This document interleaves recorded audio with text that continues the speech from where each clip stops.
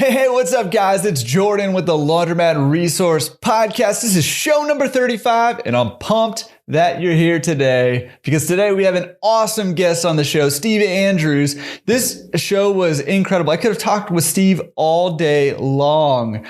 Seriously, it was awesome, and you're gonna love it.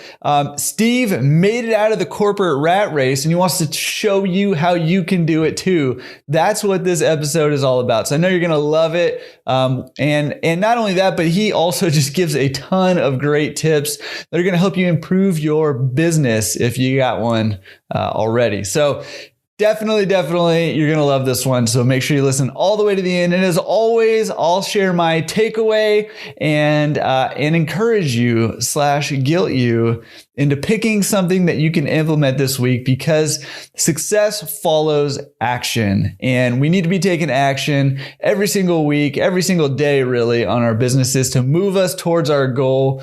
So make sure you stay all the way to the end for that. All right. Well, I've been doing these little success tips. I think that's what I'm calling them. I'm super on top of it over here. It's a Monday morning right now, so give me a little bit of slack.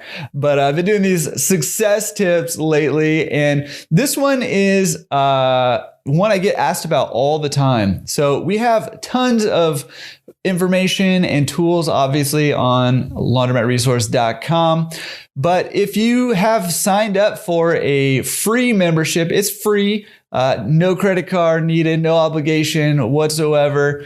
Free membership on the site over there. You got access to a little bit more information, a little bit more tools. And one in particular I want to highlight, because I get asked this all the time, is the analysis tool. I drew a blank there. Is the analysis tool. And this is just an Excel spreadsheet that I created a while back that is really helpful in helping you analyze a laundromat and determine whether the laundromat is going to meet your needs or not. And basically, it just tells you what numbers you need. You plug them in. You can change them if you want to, just to kind of see how different things play out. But that analysis tool is, if you're looking to buy a laundromat, definitely go download that. If you're not a member yet, just go sign up for a free membership. It's free. What are you waiting for? Just go do it. And then go download this analysis tool and play around with it a little bit. It will just help you get a better idea of how to analyze a laundromat and give you some information that can help you make good decisions. Obviously, it's not going to give you all the information that you need, but it's definitely a good start and a good base. All right. So that's the free analysis tool. I did want to highlight on the forum real quick, because the forums were, they were buzzing this week. It was one of the busiest weeks we've had over there on the forum. So if you're not over there, you're supposed to be going over there every week and asking a question and answering a question. I can't tell you how many of you I've talked to, even some of the podcast guests who's like, I know I need to be over there. I'll get over there. And so make sure you're over there asking a question, answering a question every week, because man, that's how we all get better. You want to get better? I want to get better. Help me get better. Let me help you get better. Let's all get better together and just get rich and move to Hawaii. How about that? All right, let's just do it. So get on the forum, you move to Hawaii. That's the logical conclusion. Anyways, Taylor Witt over there had a great question. I just wanted to highlight this one real quick. He was asking about payment options and wondering if anybody has gone with contactless payments lately, loyalty cards. He's wondering what's working right now. What direction are we moving as an industry? I thought that was a great question, super timely, considering the year that we've had, and from everything from obviously the coronavirus and also coin shortages and all kinds of stuff going on right now. So I thought that was a great question. So head over there, laundromatresource.com/forums. And jump on the Laundromat forum. That's where this question is, and answer Taylor's question. Let's get a discussion going on payment systems over there, because now is the time to be thinking about that stuff. So let's do it together. All right, cool. Well, let's jump into it with Steve right after this. In today's world, if your laundromat is not online, you're losing business. Customers increasingly decide who to trust with their laundry by the quality of your web presence. But creating a professional logo and website that instills trust in potential customers and can be found on page 1 of Google can be difficult to create on your own and expensive to purchase through a traditional marketing company. As part of our mission to help laundromat owners succeed and find financial freedom through laundromat ownership, we are launching our done-for-you marketing service tailored specifically for laundromats. After ranking number 1 on Google with our own laundromat website and consulting with many others to help them do the same, we guarantee that we can build you a professional website that ranks on page 1 of Google within 6 months. Our joint expertise in the laundry industry and over 15 combined years in website design and online marketing allow us to offer affordable, transparent pricing for a high-quality web presence for your laundromats. You invest so much into providing your customers a quality laundry experience. Don't let anyone miss out on what you have to offer simply because they can't find you online. Let Laundromat Resource Marketing take care of your online presence so you can take care of your customers. Visit laundromatresource.com/getonline today for more information. That's laundromatresource.com/getonline or click on the link in the description. All right, Steve, thank you for coming on the show, man. I am very, very excited to have you. Cannot wait to get to know you a little bit better and hear your story. How you doing? Good, man. Good. Thanks for having me. I'm excited. Oh, man, this is going to be, I can tell already, this is going to be one of those episodes where I slowly slip back into my Southern accent because I have family from Tennessee. You're in Tennessee, right?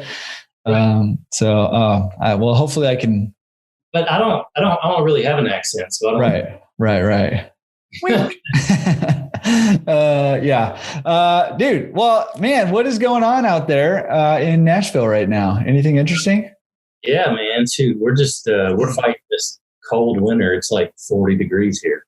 Oh man, that does sound like a nightmare to me. Once we dip below 50s, I can't handle it. Growing traffic every single day. This city is it doesn't look the same as it did even just 5 years ago. Just even if you look at the skyline of downtown Nashville, it's like different place. Yeah, it's booming out there. Well, for good reason. Nashville's pretty awesome. So tell us a little bit about you. Who are you? Tell us a little bit about your backstory and then maybe get into how you got into the business. Yeah, sure. No, thanks for asking. So I literally just had my 45th birthday. So I'm like, I told my wife I've got about 10 more years to live, I guess. So I better make this laundry thing work with. Well, happy birthday. Yeah, thanks. Appreciate it. I'll come to your funeral in a decade or so. Yeah. So I've been in the laundry business now for coming up on almost 3 years. Prior to that, I spent about 17 years in the corporate world, which is the main reason why I do this now. I mean, it was one of those things where I did a lot of sales, customer service, client management, some operations management. At one point, I had a team of like 85 folks, and it was fruitful, but it didn't give me that drive and that passion. I just felt like I had 27 bosses every single day that I had to report to. So I really wanted to. I've always had an entrepreneurial spirit, so I was really looking for something where I could utilize that. And, as a matter of fact, one of your previous guests, JD Dixon from National Laundry Equipment, is his wife and my wife are actually good friends. And so I've kind of gotten to know JD over the years, and he told me about this crazy laundry business. I thought, man, you're nuts. Why in the world would you be doing laundry? That's just ridiculous. And I finally got to the point where I was just done. My wife and I had done a lot of real estate investment over the years. And so I was kind of looking for another option another investment option. So I was like, all right, JD, tell me about this laundry thing. He obviously had built two, as he mentioned on his show. He built one for his brother fairly recently, and the brother was doing pretty well. So I was like, tell me about it. And the more and more he talked, I started researching, what was out there, which, really wasn't a lot. But I tried to find as much as I could and just absorb myself in it. man, it was just something that really piqued my interest. So I started exploring it. And went on a couple of ride outs with one of his sales guys, actually, to check out some laundries and him to kind of fill me in on the business. That really just whetted my appetite just a little bit more. So I actually, I don't know how many folks have done this, but I kind of used some creative financing to get into the business. I used what's called a ROBS, which is a rollover 401k. And I think someone's mentioned it before. Oh, they are booming on the forums right now. There's there's like a mega thread happening on ROBS right now. So a lot of people are interested in that. Maybe you could tell us a little bit about it.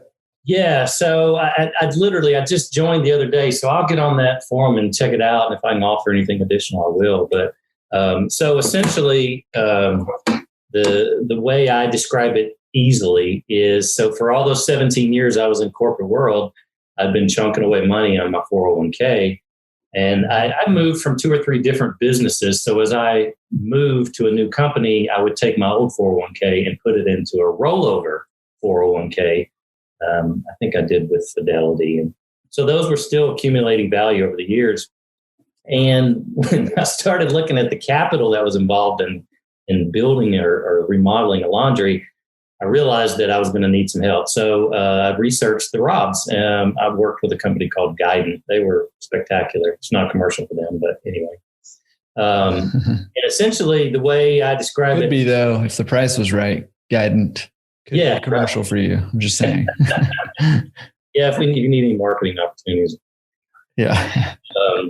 So essentially what you do is you use your 401k dollars to invest in your business. Now, there's certain restrictions that are out there that you can't use the money for. But luckily enough, laundromats are a perfect opportunity. So I always describe it as I am part owner in my business. My 401k is the majority owner in my business, which is great, especially if the business is doing well. So essentially, I bet on myself and bet on my business that I could do better than what the market was going to do with my 401k. Yeah. And are you happy with that decision so far? Yeah. So far, so good. Now, they will tell you that at some point you can buy your 401k out if you ever want to. You have to go through a process where an accountant comes in, values the business, and then you buy back the shares from your company at the new valuation. So if at any point from an accounting perspective, if there's a need to change that, then you can do that. But if the business is doing well, then the value is going to go up. You're going to pay a little bit more than maybe you would have on front. Right. Either way, it's good for you personally, even if your 401k owns it. So anyway, worked with JD and his team on finding a good place. Had the financing in place. Worked with Eastern to kind of cover their portion of the equipment. They were wonderful. Jennifer Whitney over there, she's spectacular. We found a great spot in a little town called just south of here called Smyrna. It was an old Jack in the Box, actually. So we were like, yeah, this would be great. It's right on the road, upfront parking, standalone building. It's going to be great. Well, we couldn't get the owner still had an existing lease with Jack in the Box. So they were still paying her, even though the building had been empty for a year plus. And she didn't want to drop that lease a year early, even though we were telling her, hey, we'll do 10 years, 2 5-year add-ons after that. But she didn't want to. So we had to move on, and God, what a blessing that was, because we landed where we're at today, which is actually in a little portion of Nashville called Antioch. And those guys, my distributor was just spectacular. Everything they suggested to me to do, I did it. And they were right about, I would say 90% of everything, all the way down to the point to where they would say, hey, the bulk of your customers are going to come from over here. They're going to pass right by you on the road to get to the interstate. Trust me. And they were just dead on right, because it was absolutely true. That's awesome. Did you end up going with JD? Yeah, we did. He supplied our equipment on our first store, and I'll talk about a little bit later, but we're getting ready to do store number 2, and then I'm going to work with them again on that. So awesome. But we found a location, and so we're like, all right, 3 months, we're going to be in, got the contractor. Literally a week into the project, the project leader quit from the gosh. So, and honestly, he was the main reason why we chose this contractor, because we knew he had done laundromats before. It was just, so what was supposed to be a 3-month long process turned into a 9-month build out. It was extremely painful because, again, I had the money to do the build out. I hadn't allowed for 9 months of personal capital to cover bills and expenses. So it dug into my savings a little bit. Stress along with that. And thank the Lord for my wonderful wife. She was very supportive along the way. And anyway, lo and behold, December 2018, we opened up our doors. 30 minutes after I flipped on the on switch, people started rolling in, and they haven't stopped since. So it's just been wonderful. Wow. That's awesome. I mean, I get just the stress and frustration of, these prolonged, build outs or construction or installations or whatever. And, you just see money going out the door, just going out and nothing's coming in. You're like, and you're not, it's your first one too, right? So you're not even sure if it's coming back after you've flipped the switch because you've never done it before. So that's just definitely stressful. Yeah, definitely. And those guys kept telling me, don't worry, as soon as you turn it on, you're going to do well. I promise you. They were not wrong at all. So anyway, I thank them and I thank the Lord for where I'm at today. Yeah. Well, real quick, as a quick side note, if you're in that area, I'll throw a link down to National and JD's episode also in the show notes in the description in case you're interested, because it was it's one of the more downloaded episodes, JD's episode. So definitely check it out. And if you're looking for equipment and you're in that area, hit them up. Cool. Okay. So you went through, looking for this investment, and you stumbled on laundromats and JD, and you got, you caught the fever at some point. Yeah. And what were they doing for the build out? You said it took 9 months. Were they building it out, or were you just retooling it? What were you doing? Yeah. So, before it was a laundromat, it was a daycare on one section, a barber shop, and like a little office building. So we combined all three, about 4,600 square foot total. Wow. So it's pretty big space. But I mean, honestly, the biggest struggle was trying to get water into the building. So it was a daycare. So it had a small pipe. So we had to upgrade the meter. We had to upgrade the pipe. And kind of a funny story. One of the things that our site plan showed was that the water line or the water main from the city was located in the middle of the road. And so the cost was going to be enormous to try and tap into that line to put the new meter in. And I still remember the exact moment in the day. The day before I'd had the services come out. You know how they 811 where they'll mark all the utilities. Mm-hmm. So I had them come out. They marked the water line, gas line, all that stuff. And so I remember coming around the turn. There's a 4-way stop right there at our 4-way red light at our store. And I came around the turn, and the first thing I was looking for was where those spray paint marks were. And a lot of prayers answered, because those spray paint marks were not in the middle of the road. They were actually in our front yard. Oh, perfect. So probably saved me about $17,000 right on the back end of the project, which at that point was, money I didn't really want to have to spend. So it was pretty exciting. I did a little happy dance in the middle of the road that day. Yeah, I bet it kind of probably helped offset a lot of the cost of that 9 months instead of 3 months, that extra 6 months too. Well, and one thing too is we had negotiated in our lease a build out time frame. So, we weren't paying any rent for the first 4 months. So that meant I had to pay it for 5 months of that 9 months. There was extra cost.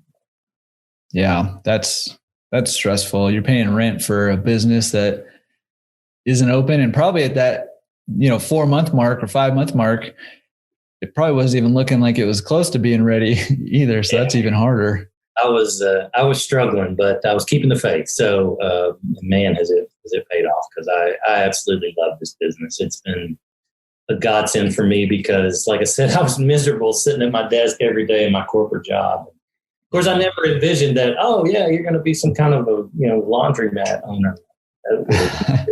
I don't think too many of us had that dream as a kid, maybe some who like grew up in the family or something, but not too many of us. I'm always like, how did I end up here? I don't know.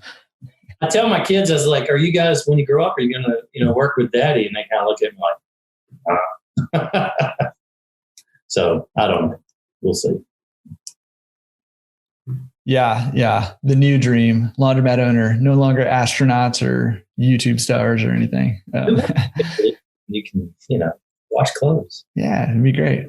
Okay. So you went through this process, took 9 months, super stressful, money going out, nothing coming in, and you flipped that switch. Tell me about what that was like that day. And I still have like the video saved on my phone where I turned on the water and water actually came out of the faucet. I turned on the machine and there was water in there. So it was a pretty joyous day.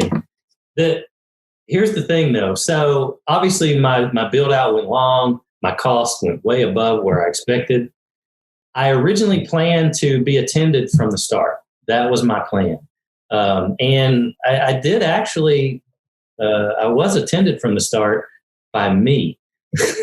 So for literally the first, I think it was 93 days that we were open, I worked every single day as the attendant, usually 8 to 10 hour days every single day. Again, my wife was a single mom for 3 months plus, taking care of our kids while I was trying to stand up this business. And, my plan all along was to be attended, get the self-serve part down pat, learn more about it, get my hands dirty, which in 93 days, you learn a lot being there every single day. Yep. And so I did. I really got a, trial by fire hose, I guess, where I was, drinking way too much water every single day. And, but I was able to learn the business. I got to know the customers. That's one of the awesome things about this business. And if you're an owner that never goes into your store and talks to your owners, I urge you to get out and talk to these people, because there are just some wonderful people that come in and out of these stores every day. There's some questionable ones as well, but I guarantee the good ones far outweigh the bad ones, because they're just really, really down-to-earth people. You learn some awesome stories and really you make friends. I mean, to this day, there are people that I'll walk in and say, "Hey, Peter, how you doing? Hey, Marguerite, you're here on a Tuesday. You usually come on Wednesday. What's up with that?" Things like that. And they just eat that up, especially when they know that you're the owner and not, just some random Bob in the store. Yeah. We had a guest, Peter Mayberry, who was on not too long ago, and he was saying the exact same thing. He's like, everybody has something to offer. So I like to go in those stores and spend a little time with the customers. I could not agree more. I got friends at, both of my stores that, if I ever sell them, it's going to be hard actually to sell, because it's going to be hard to leave some of these people that I see every week when I go in there, so I know their stories and, their families. And I've gone to funerals for, family members of customers and stuff. And so, it becomes a little community. And I think that's one of the beauties of this business and this industry, is that if you want it to be, it can be a little community and a gathering place for a community, and you can be a part of it. Even if you don't live in that community, you can be a part of it. So it's pretty cool. Yeah, absolutely. But my plan was to get the self-service right. Then I even put on our sign originally, our sign said the name of our store is the Wash House, which I didn't know about the Willifords in North Carolina when I came up with that name. But anyway, so the Wash House, a full service laundromat. So my plan all along was to offer additional lines of business. So get the self-service right, learn the drop-off piece of it, and then eventually expand into pickup and delivery. And my time frame got kind of expedited along the way, which is fine. But now we're into all three of those lines currently. Yeah. So you're doing them all now. Yeah. I want to hear a little bit about that in a second. Out of curiosity, are you still working your corporate job, or did you quit that job, or tell me about that situation? No. So when I first started looking for the laundromat, I was working corporate job, 6-figure job, great job. And my plan was to do a small laundromat, probably unattended, and just go from there as an investment.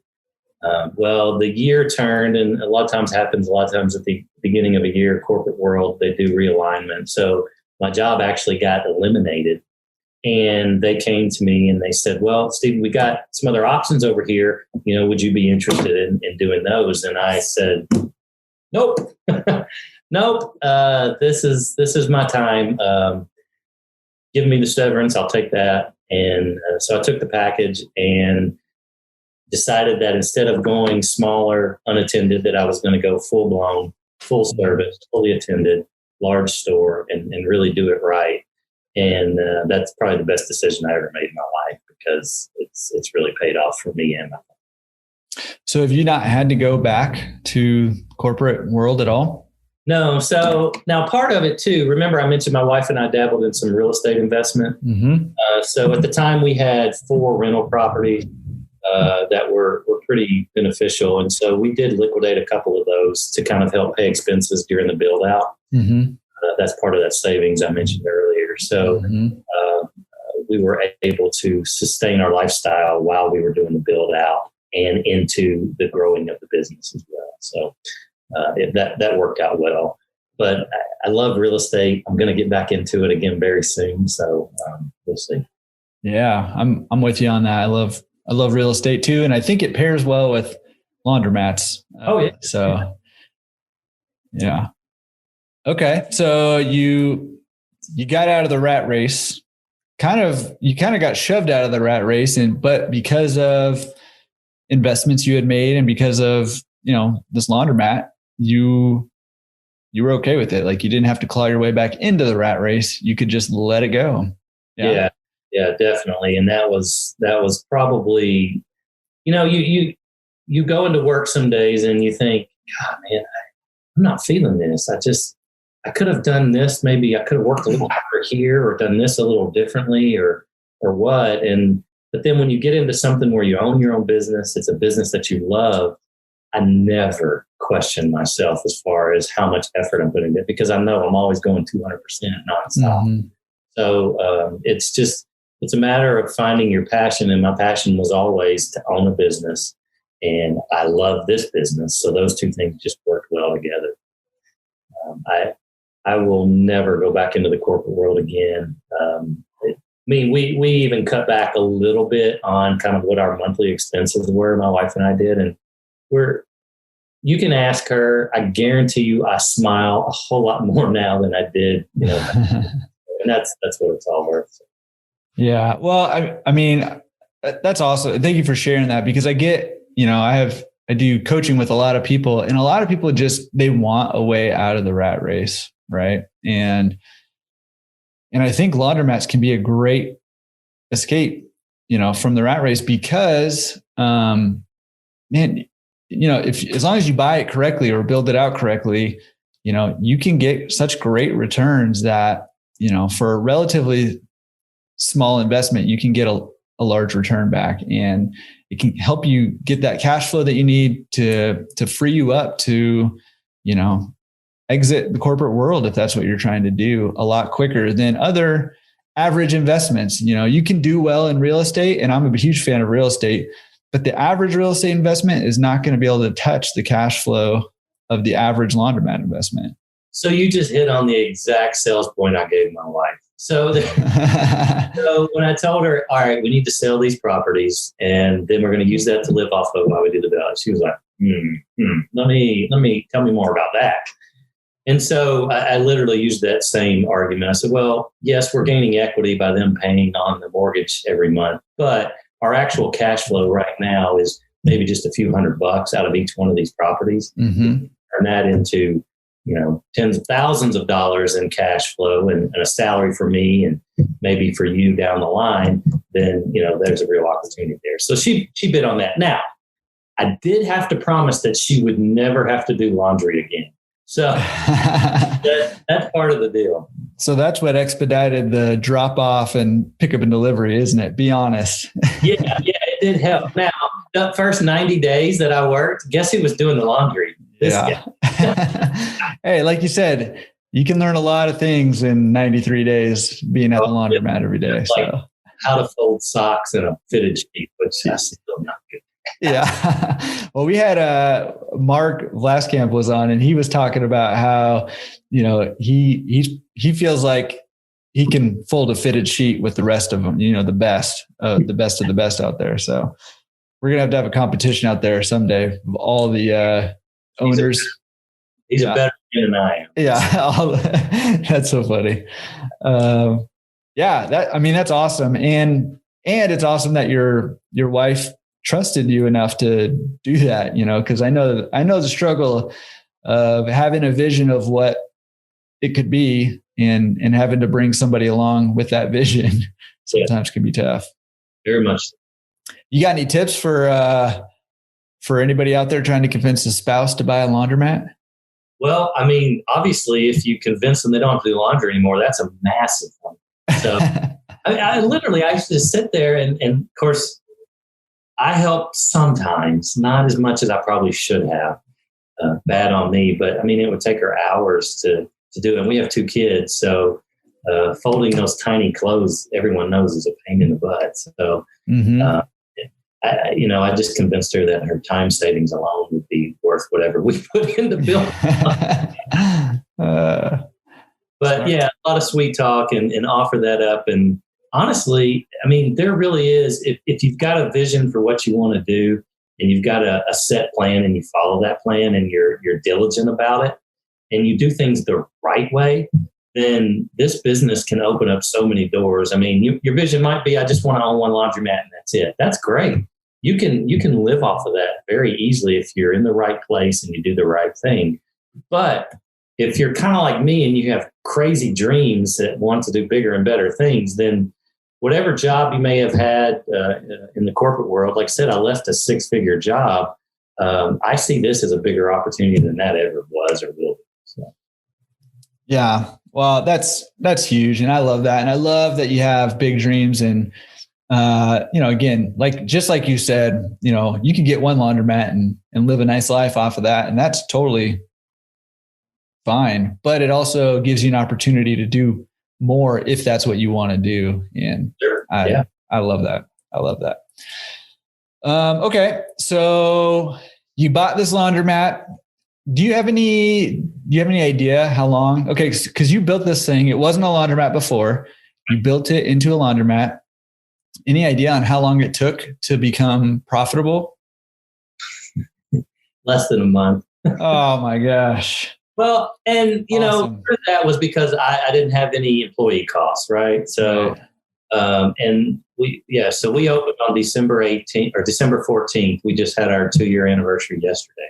Yay! Happy anniversary! Yeah, and so we were December. That first half December was a profitable month, and then it was pulling from there. And that is not typical. I will tell you, that is not typical. I'm hearing you guaranteeing that if you build a laundromat, it will be, that's what I'm hearing right now. Yeah, down my door. No, that's awesome. It's a good time to build, to fling open the doors, because I find that the end of the year has been some of my busiest days. I don't know if people just want to start the new year off with clean clothes and that's what it is, or, We have a lot of Hispanic customers, and a lot of them tell me that their culture is they want everything clean going into the year, so they bring everything, which is great. So yeah, okay. So well, man, that's a short story. Then you just less than a month, you're good to go, and you had a profitable first year. It sounds like, even though it was only like 12 days. Now, what's unique and for new owners, the demographics are really important. So our demographics were really, really good when we selected this spot. But we were, so if you look behind, I don't know if people listening can't see, but behind me, I've got this giant map of Nashville. And I literally have marked out every single laundromat with their demographics all over the city on there. And if you look at where we're at, we are smack dab in the middle of about 6 or 7 other laundromats. And so there's a lot of competition in the area. But, we just put a product out there right off the bat that people fell in love with. And I'm not patting myself on the shoulder. It was a combination of things that JD's team wanted. And I'll say John Pell on JD's team he's a genius, because he had all kinds of ideas about what we should and shouldn't do. And we followed a lot of those. But we just put a product out there that I think people really liked and came to love. And so we took off right off the bat. Now, the 9-month build out that we had hurt us, but most of that 9-month build out, we had a coming soon sign out front. Mm-hmm. So it was kind of building up a little anticipation in our customer base too, because they would drive by and see that coming soon. And then they were probably like, well, when is it actually coming? Soon is a relative term. Yeah, exactly. So when it finally did, I think they were ready to check it out. So that helped a lot. Yeah. Okay. So at what point then did you decide, hey, this is awesome, I want to do this again? Man, right from the start. I knew in the beginning, I told my wife, I said, I want to do 5 in 5 years. And again, that had to take some selling. But obviously with the success we had in the beginning, I felt like we could probably recreate that if we could find the right location, the right spot. And so, for the last, I would say probably the last year, I've been really kind of looking at different locations. And I think we found one. We've signed a lease, another spot here in Nashville that we think we can recreate what we did in the first spot. So, I think I've heard a lot of owners come on your site and say, well, we're going to do 10, or you're the Wash House, North Carolina, you're going to do 50. And, some people say 4 might be past 50 now. I don't know. He's collecting them like they're nothing. That's great. They do a great job. But, I looked at it as an industry where, for the most part, if you go into any laundromat, man, they're just rough. And I saw it as an opportunity because, like I mentioned to you, I was in real estate, so I enjoyed flipping houses. I like taking something ugly and making it pretty. That's just the OCD in me. Mm-hmm. So I saw it as an opportunity to do that with a whole industry, not just me alone, but to do my part in it, where I could go in, find something that, why isn't this done better? It could be done better. I talked about putting out a product that people really like. The way I see it is there's no reason in the world why a person who comes into a laundromat to do their laundry can't have the same experience and atmosphere that they do when they go buy their iPhone at Apple. Why can't it be clean? Why can't it be, tops and technology? Why can't just the aesthetic just feel good, with plenty of space to move around, people not jumping on top of each other, machines working all the time, just clean. And that's really kind of what we shoot for. And if you get the chance to look at any of our reviews, man, that's the number one thing everyone says. Wow, it's the cleanest place I've ever been to. Mm-hmm. Their tenants are so friendly. They're great, And so those are things I really like to focus on. Yeah. That recipe is not so complicated, but it can be tough to do. It is. So kudos to you. And that's the thing that we did. We've got 4,600 square feet, but we didn't slam 100 machines into 4,600 square feet. I didn't want, 2 people getting clothes out of their washer and bumping booties, that kind of thing. So, I wanted people to get a nice, what do you always hear in HGTV? Oh, it has a nice airy feel. Right. Open concept laundromat. Yeah. Well, you mentioned a couple of times that you're looking for the right location. Can you give us like a sense of what are you looking for that makes a location a right location? Well, so there's a few different things. Obviously, there has to be a volume of people there that will support a laundry. And you look at the competition in the area. How many other laundries are there? And even if there's a bunch, like I said, I went in and there were 7 around me, but I walked into every single one of those, and I felt like we could do better. Obviously, one of the most important percentage numbers you want to look at are the percent of renters, percent household renters in the area. A lot of the numbers that I was seeing out there was, if it's 35% or better, I like to do better than that. There's a lot of areas in Nashville where, we're at almost 60% in our location, percent renters. There's tons of locations that are 45, 50%. So I think those are areas that are just ripe. A lot of folks they're transient, so they're not going to spend money on a washer and dryer. They don't want to have to move it every single time, or maybe they just don't have the liquid cash to buy one. So those are perfect opportunities for an awesome laundry. Yeah. And I literally got out and I drove the area as well. If I find a spot I like, I'll drive around. I've got files where I would do a Google map, put a 3-mile radius around that location and pinpoint where all the apartment complexes are, where maybe there's government housing or there's some mobile home parks. A lot of the areas that are usually good customers for laundromats that need an awesome laundromat. And I'll draw it out. And if that picture looks good, let's go for it. Let's see if we can get a good lease.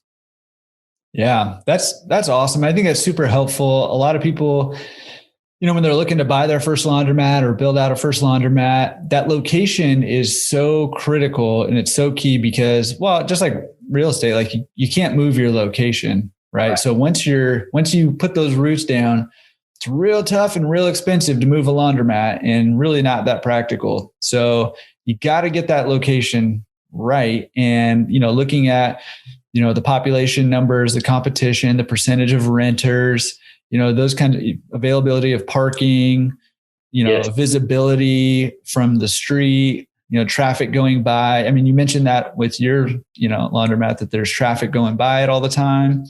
You got to have these things in order to get the traffic that you need to get the numbers that you need to make the business profitable. The parking stalls are super important. So when we built our laundry, we had 17 all up front parking spots. And I felt like that was going to be enough, but it wasn't. So now I'm actually looking at expanding my parking lot, and hopefully within the next 6 months we'll add some more. But the parking is just massive. I can't tell you how many customers I probably have lost because they see the parking lot's full and there's a lot of other places they can go. So they just drive down the street and go there. Mm-hmm. So yeah, the big windows, you mentioned visibility. The big windows are huge, both for people who are in the store so they feel comfortable, they can see out, lots of natural light. But then too, someone who doesn't know you or what you're doing or what your laundromat's like, they'll drive by. They'll do a drive-by, the good kind of drive-by. And they want to see, as soon as they look through that window, we put the biggest machines right up front, the big granddaddies, our 80-pound machines. So that people see that, man, they've got a lot of capacity there. We could watch everything in one machine. Yep, you absolutely can. Yeah, pretty awesome. Super good tips too. Okay, so you decided you wanted to build out a store. Why build as opposed to buy? Well, so yeah, that's a good question. I'm kind of contemplating the two different options as I move forward. So store one, we did build out. I was looking for build out right from the get-go because, again, I didn't want to be reliant upon any other store's existing infrastructure. I wanted to develop it, build it exactly as I wanted. I wanted bathrooms in a certain spot. I wanted my attendant desk in a certain spot, and I wanted the machines in a certain area. And like I said, most existing laundries, especially the ones that have been around for 20 plus years, which are usually the ones that are potentially on the market for sale, mm-hmm. the layouts are just awful, and they're small. And I didn't want small. I wanted large. I wanted big. We got a really good, friendly lease as far as the per square footage. And so that just worked out.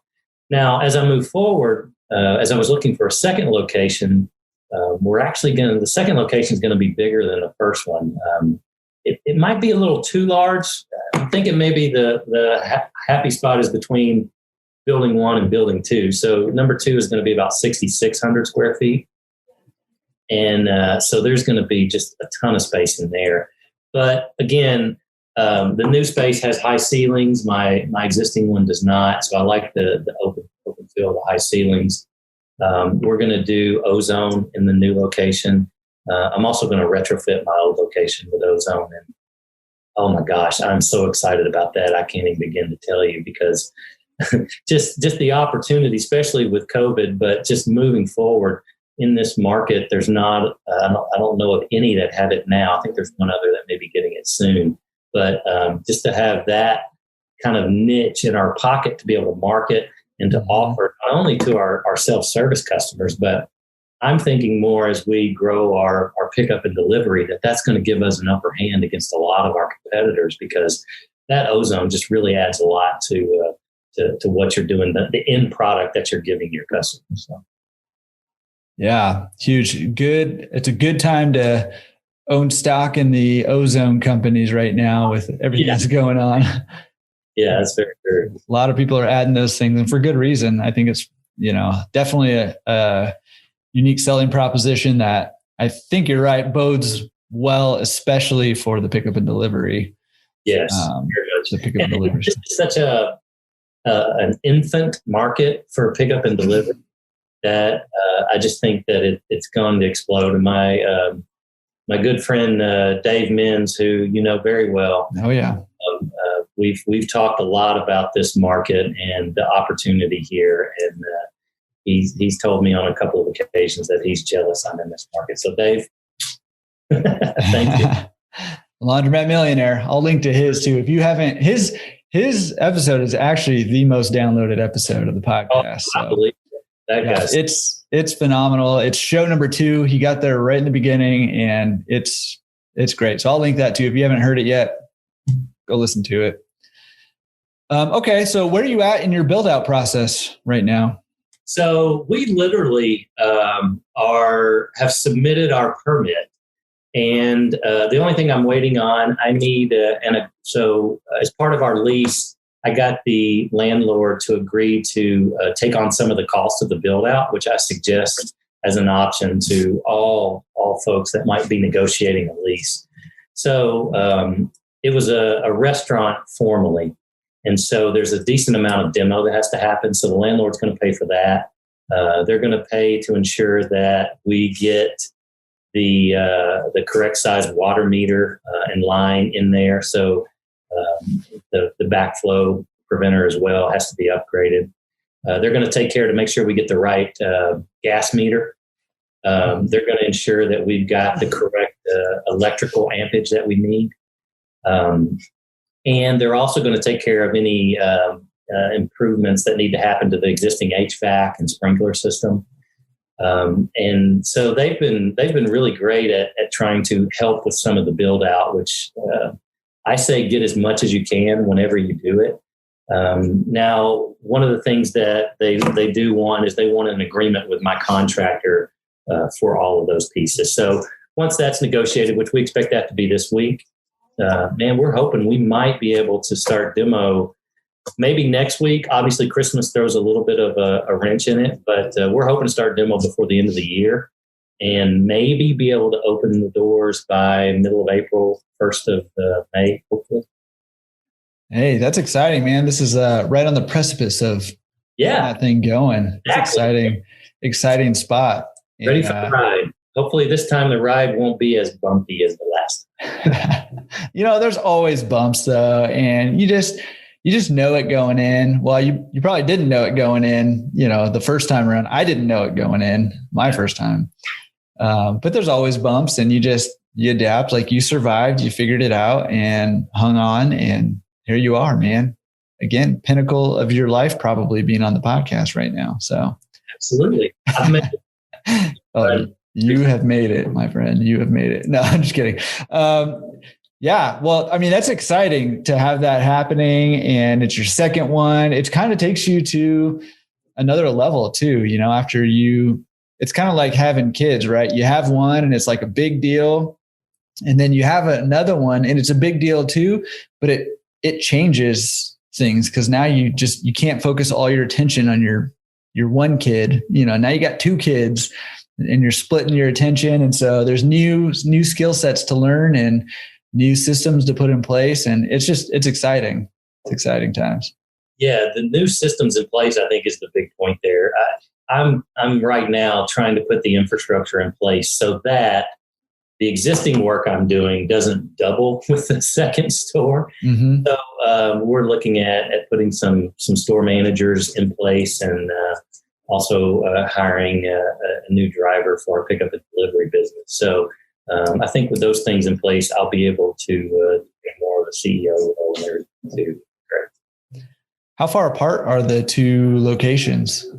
About 20 miles, okay. Which is a little more than I wanted because actually my plan, I have some excellent employees. I mean, I was very blessed in the beginning. We've got currently 7 total employees at the one store, but I have 3 or 4 that are just absolutely management material, maybe even bigger and better than that. So I'm hoping that I'm going to be able to transfer one of them to the new store to help stand it up, which is going to make that initial 90 days a lot easier than the last one. Exactly. Learning from your last mistakes. I love it. Not mistakes, but the lessons you needed to learn. Nice. Oh, man, I learned everything by screwing it up the first time. Man, welcome to the club.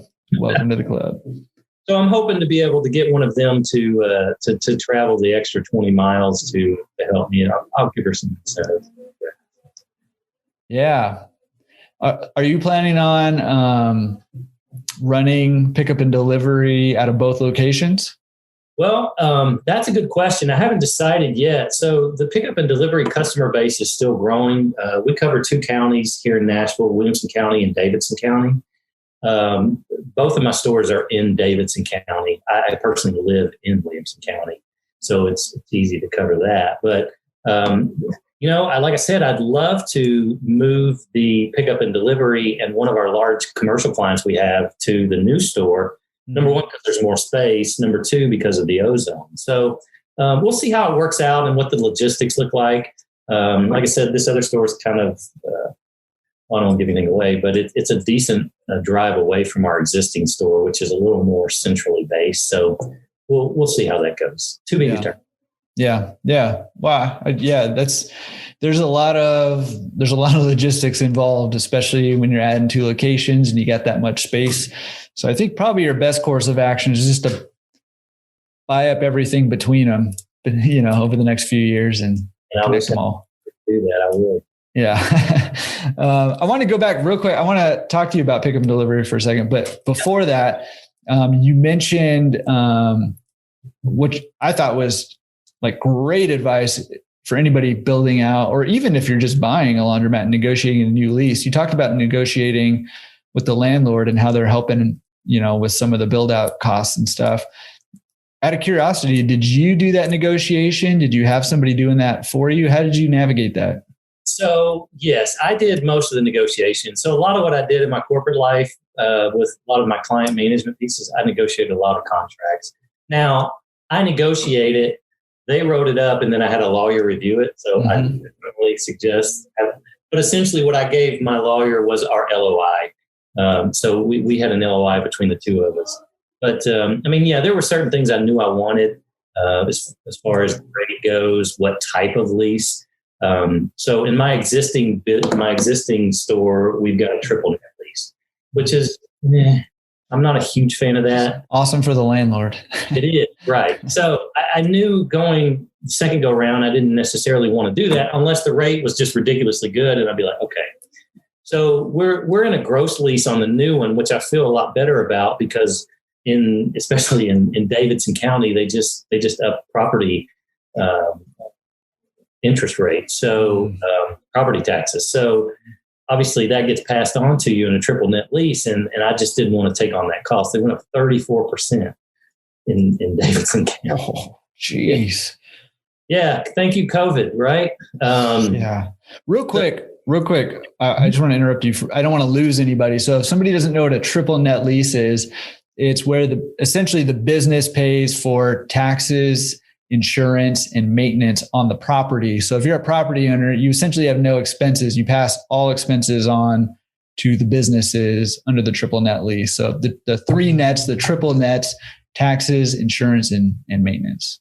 And usually the way they put it, they'll say, okay, it's X amount of dollars per square foot per year is the lease. And then there's what they call CAM charges, CAM. That's where all of those extras come into play. So. Yeah. And CAM stands for Common Area Maintenance, which basically means you use this part of the business, but you also got to take care of everything else. So it's awesome if you're a landlord. It is kind of a bummer if you're the business, but it is what it is.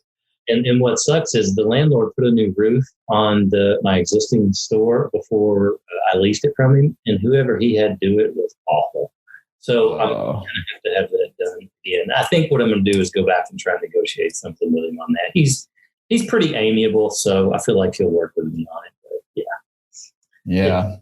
But yeah, and that's the danger of having a triple net lease is, there's deferred maintenance, or so if you're looking to buy a business and you're being offered a triple net lease, well, it's worth your time to go have somebody check the place out and see, like, is that roof going to need to be repaired in 3 years? Because you can get slapped with a pretty huge bill in 3 years, and usually it's split. I mean, it can be anything, but usually it's split between all the tenants as a percentage of the total square footage that your business is. That's usually how it works, but it can be other ways. But it's worth trying to figure out, does a parking lot need to be redone? Does a roof need to be redone? Any of those, maintenance issues that's going to be passed on to you that could be big costs, well worth checking that out just so going into it, what expenses are coming down the pipeline. HVAC, and if they have a sprinkler, that as well. So yeah, an inspection is not an awful idea. Yeah.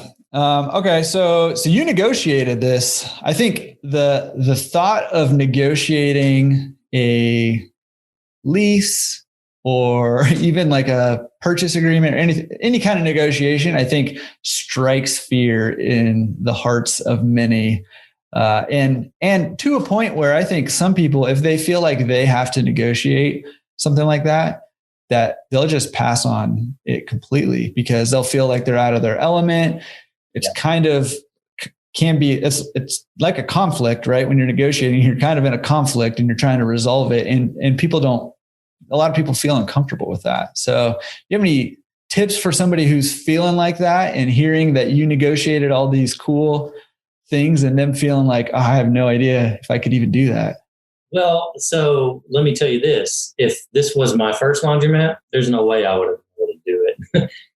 The only way I kind of had an idea when we were doing the first lease of, okay, that'll work, was just feedback from my distributor. I would ask them questions. So typically, is this something that you see in your leases? Is this something that works well? Or if you happen to know a reputable broker in the area that you feel comfortable with, a business broker that might have done a couple of laundromat deals, then it can't hurt to have them on your side to negotiate for you. There was a broker involved in this. It was the landlord's broker, but they were very amiable to most of my needs. This spot had sat open for a number of years, so I had a little bit of leverage in trying to get in there. And they're trying to kind of reinvigorate this particular strip mall. There's some pretty exciting things going in there that if I could say I would, but I can't. They won't let me. But it's pretty cool what they're doing. So I feel like I'm getting in at the right time. But I would tell most people if you're not comfortable, then don't do it because you'll get yourself in trouble. Go find someone that you either know of, that either your distributor, a broker, or if you have someone in the business that you know of, or reach out to someone on some of these boards. I know on your board, Jordan, there's probably some folks that would be willing to mentor some people. I know Dave Mins does some of it. So there's options out there. people take advantage of that. Don't step into the poo with no shoes on. So I think I'm going to have to quote you on that one. Don't step in the poop with no shoes on. That's genius. Yeah. And I would wholeheartedly agree with you. You don't try to negotiate. And especially don't let the fear of negotiating stop you from getting into the business, because typically you're not negotiating your own leases. Typically you're not negotiating your own purchase agreement. Typically you're working with a broker and or a distributor, or hire a lawyer who can negotiate these things for you, or a consultant. We do that. Dave Mins does that. There's a ton of consultants out there that can do lease negotiations or purchase agreement negotiations, LOIs, for you. So I just wanted to say that because, it's pretty impressive, what you were able to negotiate. But I just know from talking to a lot of people that is terrifying for most people. So, well, again, there was a little bit of leverage on my side just because how long it had been vacant. But and they liked the concept of what we were doing too, the space usage, and we showed them what we were already doing at our existing store, and they latched onto it. So. Yeah. And I think you made a good point too. And Mark Stern made this point in his episode, that right now is a great time to be negotiating leases, because there's a lot of vacancy out there and there's a lot of businesses that aren't really going to survive this year. And so landlords are looking for stable long-term tenants, which is what a laundromat is, right? We need a long-term lease because we can't move our business. And laundromats are, they've, by and large stayed open this entire year, right. Mostly. And so even if business was down, they were still bringing in some money. And so that's really attractive for a landlord right now. So you have that leverage also when you're doing lease negotiations right now. And I think going forward, we mentioned this in Mark Stern's podcast, but going forward, we can stick a pin in this year and say, even if you're listening to this in 2025, say, hey, remember 2020 when all that stuff went down? Guess who was around and still paying rent? Laundromats. Give me a good lease. Well, that literally was one of the bullets in our presentation to the landlord is, we are a business that is pandemic proof, recession proof. It's not idiot proof, but so hopefully I'll make it. We'll see. To be determined. No, you're no dummy. I can tell that already. Well, tell us a little bit about your pickup and delivery business. When did you launch that and how's it been going? Man, so I mentioned Dave's name a minute ago. So I am literally a fish that Dave reeled in. We partnered with Happiness. You're like a marlin though. No, not yeah, like a big old trophy marlin. You're like a marlin. I went up and visited Dave's Cincinnati location in February, and man, that guy's got this thing down to a T. Yeah. So we literally started the 1st of March, which guess what else happened 1st of March? Yeah. So, I don't know if that was good or bad or what it was, but so we started in March of this year, and I literally have been driving the van ever since, which was not the plan at all. The plan was to do very similar to like I did with the self-service. I wanted to drive for a few months, learn it, figure out all the problems you run into, and then go from there. But it really was kind of slow going in the beginning. And honestly, it was us trying to get a good feel for exactly where we needed to land price-wise. So Happiness is a good partner from a standpoint of, and this isn't a commercial for them, but they're a good partner from a standpoint of, they understand the marketing piece of it, and what needs to be done in order to get out in front of the customers. But they also understand all the analytics. So one of the things that they discovered as we were moving along was we were having a lot of potential customers go to the website, get to the price page, and didn't go any further.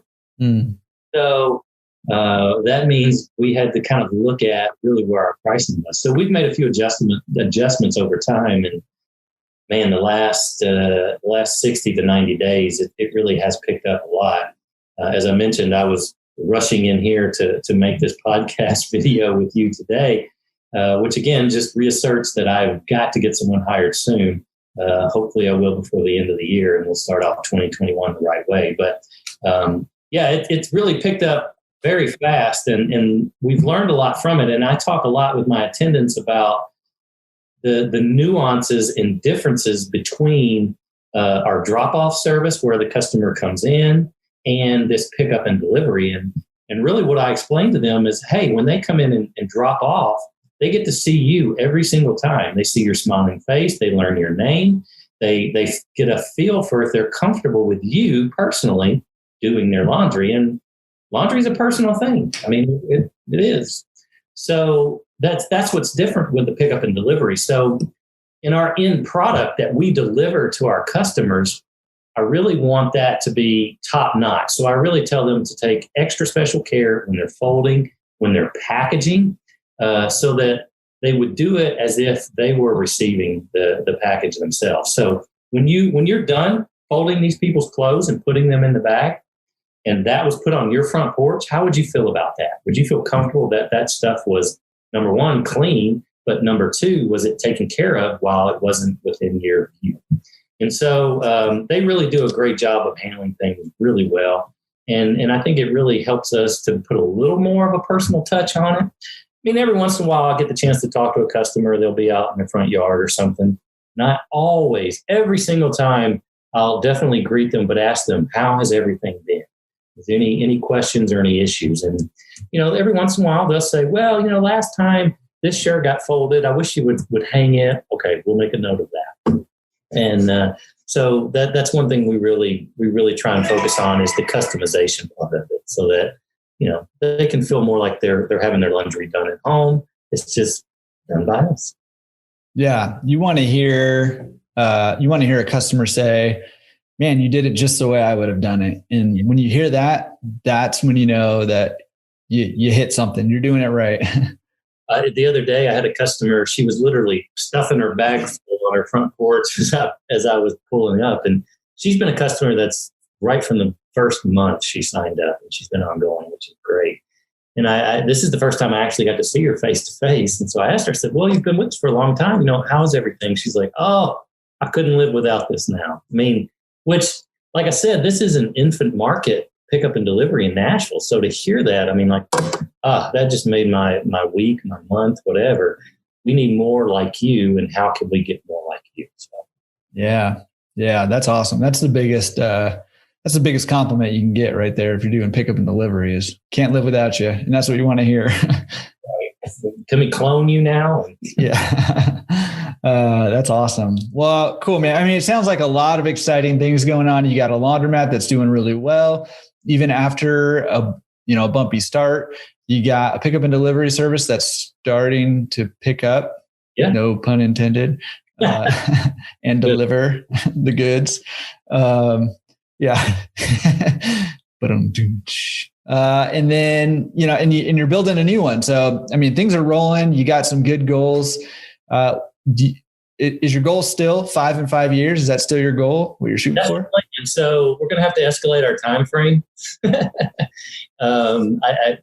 My wife, she'll still ask me about it. Yeah, that's the plan. We'll see. So I was talking literally with JD today about another potential spot. We'll see. We're going to have to figure that out. But I still want to do that. And then, my intent with this all along was to make this at some point in my lifetime a family business. So I have 2 young kids. They're 9 and 7. And, it would be the most awesome thing in the world if they decided that daddy was cool enough to go to work with him. I'm not sure they will. Like, I'm sure my son's going to, be some type of frontline infantryman. And my wife my daughter's going to be a zoologist or something. But if they don't, that's fine as well. But man, it sure would be awesome if they would. Yeah. Or even for a time, maybe when they're, in high school and they need a job after, or after high school, I agree totally. Like doing stuff with your kids and letting them learn, you kind of took your lumps early on to learn some tough lessons. You're learning lessons right now with the pickup and delivery, and it'd be cool to just be able to pass that on to the kids for sure. Yeah. Pretty cool. Well, hey, we got a section called Down to Business, and Down to Business is just, we want to hear a little bit about some of the details of your business. So you're located in and around Nashville, right? Tennessee. Do you still have, so you have the one, you're building another one. Do you still have any real estate out of curiosity? We do. So at one point we had 4 rental properties. We now have one.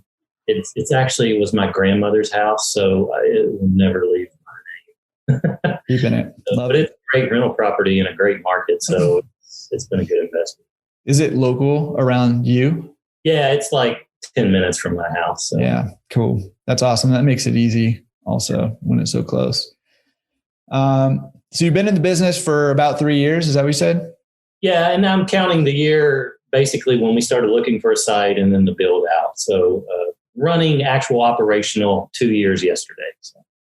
Hey, 2 years yesterday. Now you got all kinds of like anniversaries and birthdays happening right now. It's just that month, man. Yeah, man. And Christmas is coming up. It's like a party out there. Me and Santa, we're like this. You know what the deal is though, is that you got all these exciting things happening. I didn't get invited to one single party. So what's going on with that? I don't know, man. No parties these days. What is like a I know, man. Yeah, it's just so sad. We need to have like a Zoom party with just everybody. Oh, that would be fun. Yeah. That would be fun. Or chaotic. I don't know. Okay. So can you give us like a ballpark of what it costs to do laundry in Nashville? Like VIN prices? Yeah. So our smallest are 20-pound machines. We usually go about $1.25, $1.50 over size. So our 20-pound machines are 3.25. Our 30 pounds are 4.25. Our 40 pounds are 5.5. And our 60 pounds are 7.5. And then the big boys, the 80 pounds, are $10. And we do, add-ons for hot water, extra rinse, extra wash, things like that. It's some of those things don't get a lot of usage, but you would be surprised at how often we, get hot water versus cold water, that kind of thing. I think in November, we were about 77% cold water. So, most everybody goes with what's on the screen. You're right. Yeah. Okay. I don't know. Can I ask how much it costs to do a pickup and delivery pound? Yeah. So right now we're doing a promotion where it's super cheap. We're $1.10 weekly, $1.20 by request. Our normal price is $1.59 weekly, $1.69 by request. So we're doing a massive promotion, which has helped us gain a lot of footprint. Now that will change. It'll probably land somewhere in between those two going forward. Yeah.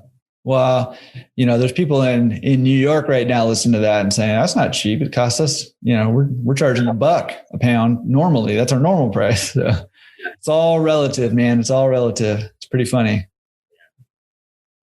So are you fully attended, partly attended, unattended?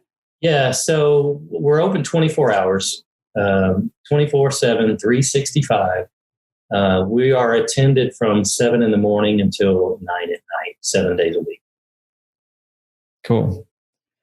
And do you guys have card system in there, or are you running just coins, or what are you doing? Yeah. So we're hybrid. We got a little bit of everything. So coin, credit card. We also do, our loyalty card as well, which it's kind of interesting to watch those trends over time, kind of how they change.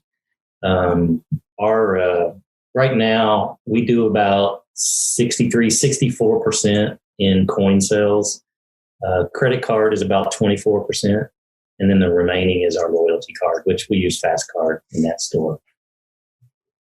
Yeah. Yeah. That is interesting. Have you seen any trends of it going up or down for cards or coins or? So in this market as a whole, there's not a lot of card stores, and there's definitely not a lot of loyalty card stores. So in the beginning, I think people just didn't really know it existed. Mm-hmm. So we were like 85% coin in the very beginning. And so now we've seen that drop off to 63, 64%. And all of that remaining percentage is mostly gone to credit card and loyalty. Yeah, it's pretty interesting. I think it'll probably continue moving that direction. And especially if I know you can utilize those card systems to run good promotions and kind of move people in that direction. So if you really push it, I bet you could grow it faster if you wanted to. Yes. And to be honest with you, as we get ready to open store number 2, we're going to do a massive marketing push around here. A lot of it towards that loyalty card. And, I hear a lot of people talking about going to all card or all loyalty cards. And God, that is so tempting. Every time I have to empty out those coins and every time I go to the bank. And I mean, now that's going to double, right, with 2 stores.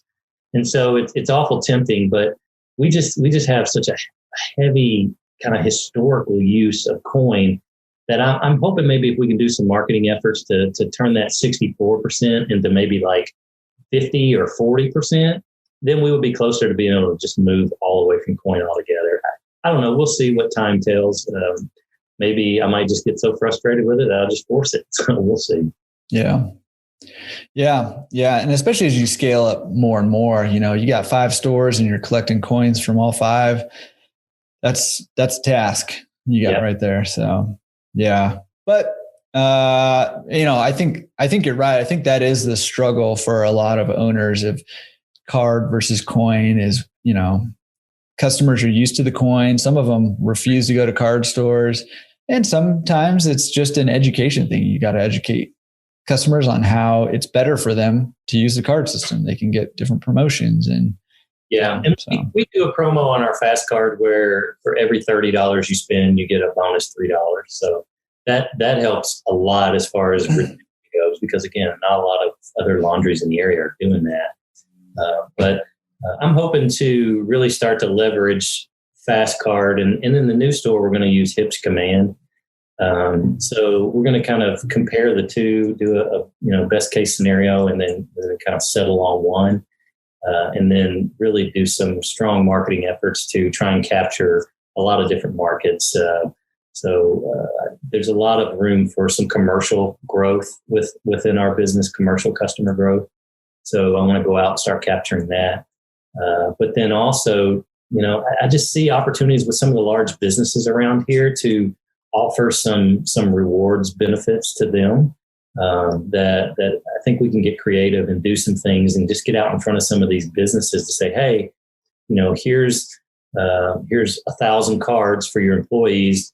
Every month, if they come and use our laundry, then they'll get 10 bonus bucks or something. I'm not sure what the promotion will look like in the end. We'll have to run some numbers on it, but I want to do some things to really kind of, especially with the new store opening, to really drive business early on. So.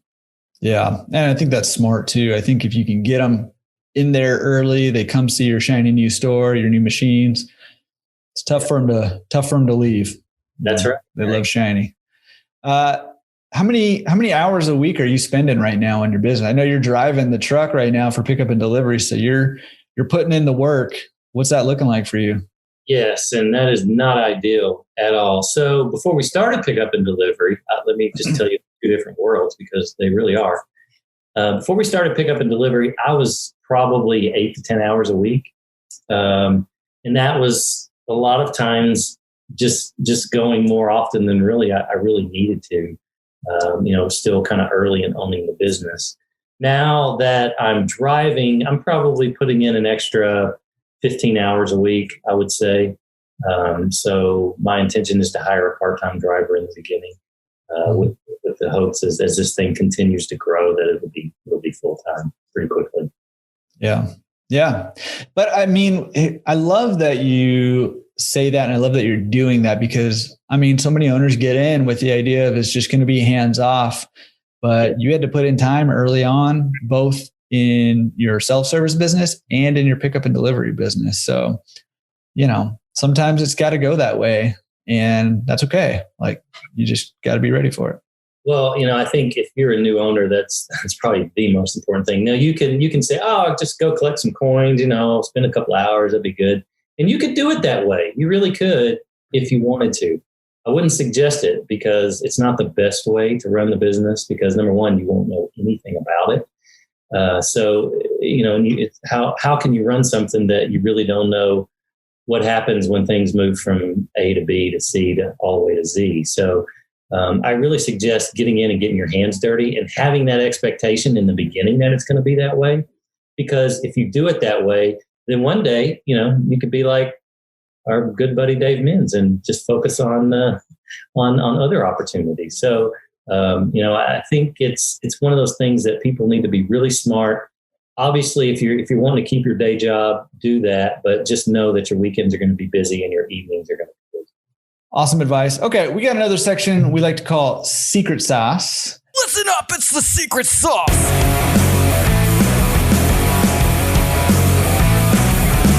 And secret sauce is this. What's something that's working in your business that other owners can implement in their businesses to help them do better? Well, really, there's a 1A and a 1B. I would say 1A, and this has been for me the most important thing, is take care of my employees. And what I mean by that, I'm sure a lot of people have heard the quote from Richard Branson that, if you take care of your employees, they'll take care of your customers. And oh my gosh, that is so absolutely true.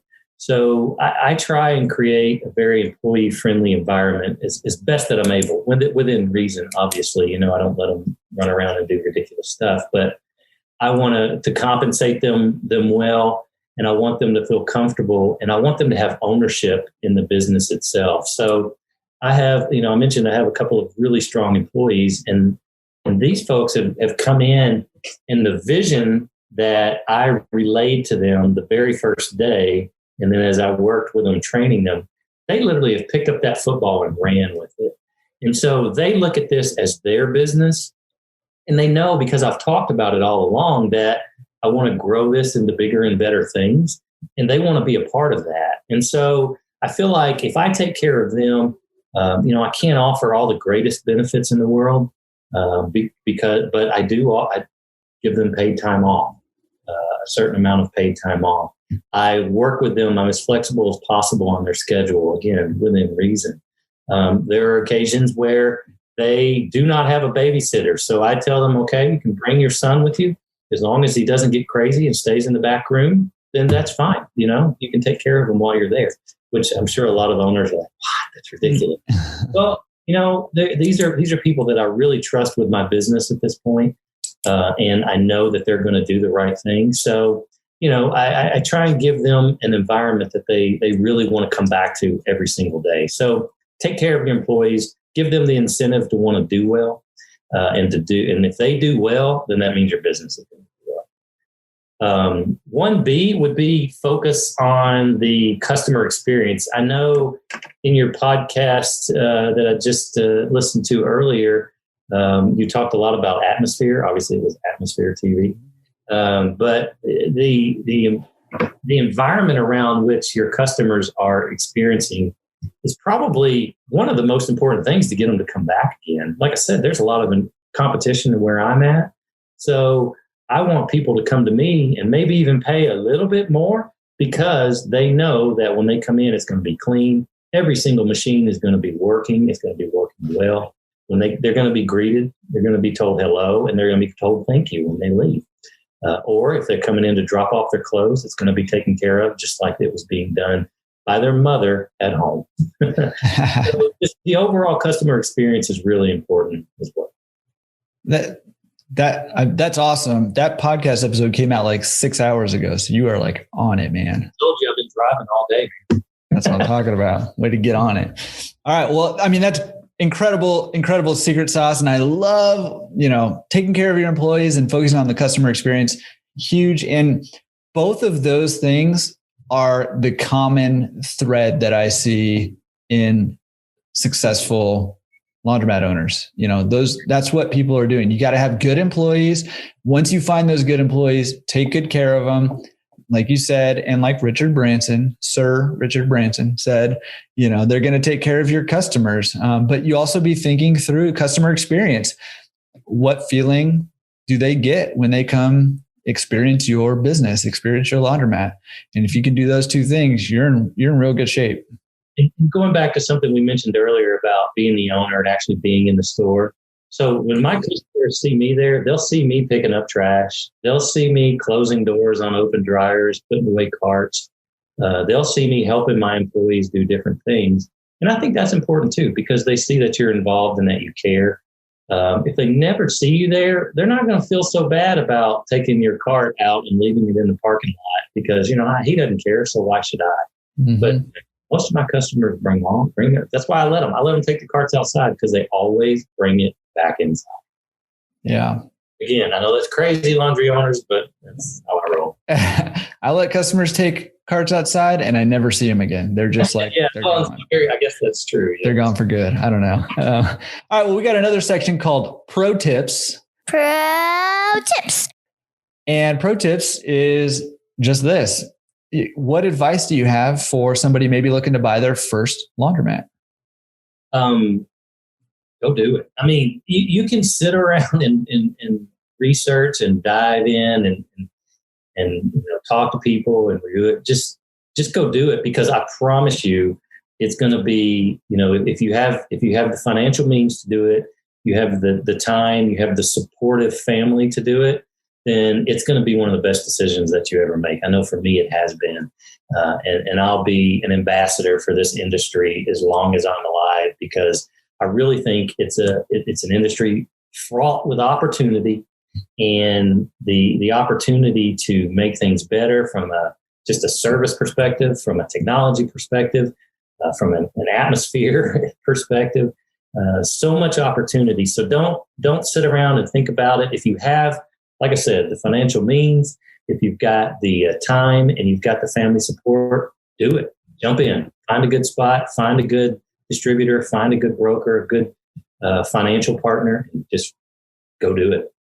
Don't play around. Now is the time to do it. I just love that advice. I just love it because, every episode I'm trying to think of, and I'm listening intently for an actionable thing that I can take away from every episode, because I just think that if we can all do that, if we can take one thing away from every episode, success is going to be inevitable because we're going to be growing every single week, and we need to, as long as we're putting those things into action. And that's the key. And, success follows action, right? Success doesn't follow research. Success doesn't follow learning. That's why you'll have a lot of very, very smart people who live very average lives, which there's nothing wrong with that. But if you want more, if you want freedom, if you want choice, if you want options, if you want wealth, any of that stuff, it's not coming to you unless you take action, right? So I love the advice of, go learn what you need to learn and meet who you need to meet, but then go do it. Yeah. Have a plan in place. Don't just willy-nilly go do it, but put your plan in place and then go execute it. One other section that we have is called recommended resources. And that's just, hey, do you have any resources that you would recommend to people to help them grow their business or to grow themselves personally? So I have found some of the, and this has been mentioned before, so I apologize, but there are some Facebook groups that are just absolutely just gold. I know one of your previous guests, I think he's the administrator of one of them. I'm a member of that one. I think that's Laundromat Owners Only. Mm-hmm. There's a couple other like Laundromat Owners. There's literally thousands of laundromat owners on some of these, and they give spectacular advice. And I know yours as well. You're growing your base as well. So Laundromat Resource Forum. I'm going to get on there and start contributing there. ASAP, Jordan. But Hey, no pressure here.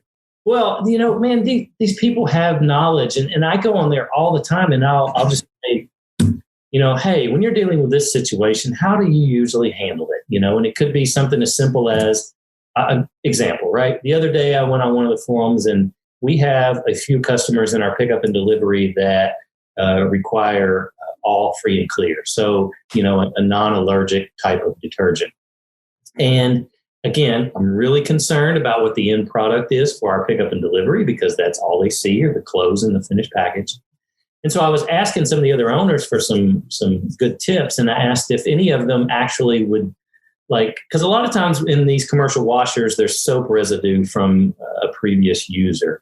And, I asked if anyone would, run a quick rinse cycle to clean out any of that soap residue before they put a customer who needs a non-allergenic type detergent. And so I got some really good feedback on that. And it's just things as simple as that'll help you run your business better that, maybe you didn't think of before, or maybe you've got a good idea about how to solve the problem, but some other input never hurts. So definitely use forums wherever they are. Facebook, use your forum wherever you can find them, because there's a lot of really smart people who've experienced it before you. So why create the wheel? Yeah. And it's kind of the premise behind this podcast, behind Laundromat Resource in general, and everything that we try to do is that we're better when we're sharing information together. And I think a long time, the industry, it was hard to find good information because it was all tight-lipped. And the whole industry is going to be elevated by us working together and helping each other build better businesses. And we're all going to do better that way. So I love that advice. Great recommended resource.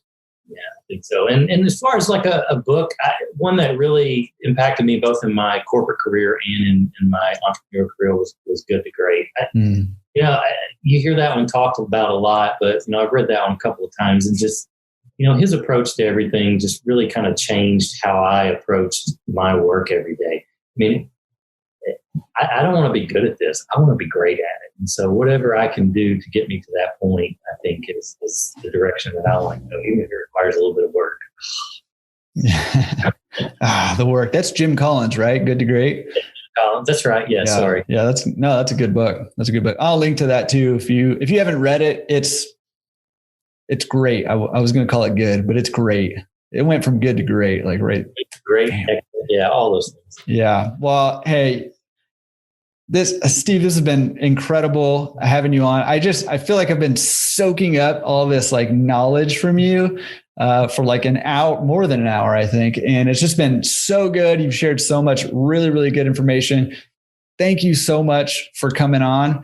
One more quick question I have for you is that, all of us listening here, I know that you have more to give us. So if anybody has a question for you, or if you just wants to contact you and maybe say, thanks for coming on the podcast or whatever, what's the best way they can get in touch with you, or maybe, see what you got going on? Yeah. So you can definitely email me. My email address, and this is my corporate address. It's steve@allthingsent.com. That's allthingsent.com. Good. All Things is an enterprise, right? All Things Enterprises. Yeah. It's based off Romans 8:28. Love it. Can do all things. Well, man, this has been great. And again, thank you for coming on, sharing your story. Looking forward to staying in touch, hearing more about what you got going on. And we're definitely going to have to keep tabs on this build that you got going on. I'm excited about it for you. Yeah, sounds good. Sounds great. I appreciate you having me, Jordan. It's been a blast. And I know I speak for everybody when I say this, but what you're doing is awesome, man. I think it's really, like you said, lifting up this industry. And I think anyone who has a good feel for this industry and where we want it to go, I think that's an awesome thing. So. Well, hey, I appreciate you saying that and look forward to talking to you again soon, man. Man, Steve is so cool. That was so awesome. I could have talked to Steve all day long. So good. And I forgot to pay attention to whether my accent got thicker throughout that, but that leads me to think that maybe it did. I don't know. I'll have to go back and listen. But anyways, It was so good, but I want you to pick something every week. This week is no exception. I want you to pick something that you can take away and actually put into action. Say it all the time, but action leads to success, or success follows action, really. Because you can learn all you want and you can be entertained by the stories, but if you're not putting that stuff into action, you're not gonna be able to reach your goals. So let's pick something from this show, from what Steve was talking about, and let's implement it. So whether you are looking to buy your first laundromat, or whether you already have a laundromat or multiple laundromats, pick something and let's implement it today. I'll tell you what my big takeaway was, and it comes straight out of the pro tips actually, and it's very pertinent to this conversation. And he said, just go do it. Just go do it. And I know for me, a lot of times I get stuck on analysis paralysis, or I'm not sure exactly what to do, so I don't start. And I love Steve's advice is, hey, you know what? Learn what you need to learn and get the right people around you, and then do it. Go do it. Whether that's going to buy a laundromat, whether that's upgrading equipment, whether that's whatever the case might be, go and do it and take that step. And it can be scary, but the fear subsides after you take action. It only grows before you take action. So make sure that you're moving forward. And as always, super grateful to be a part of this community. Thank you guys for letting me be a part of it, and cannot wait to see you again next week. All right, guys, we'll talk to you.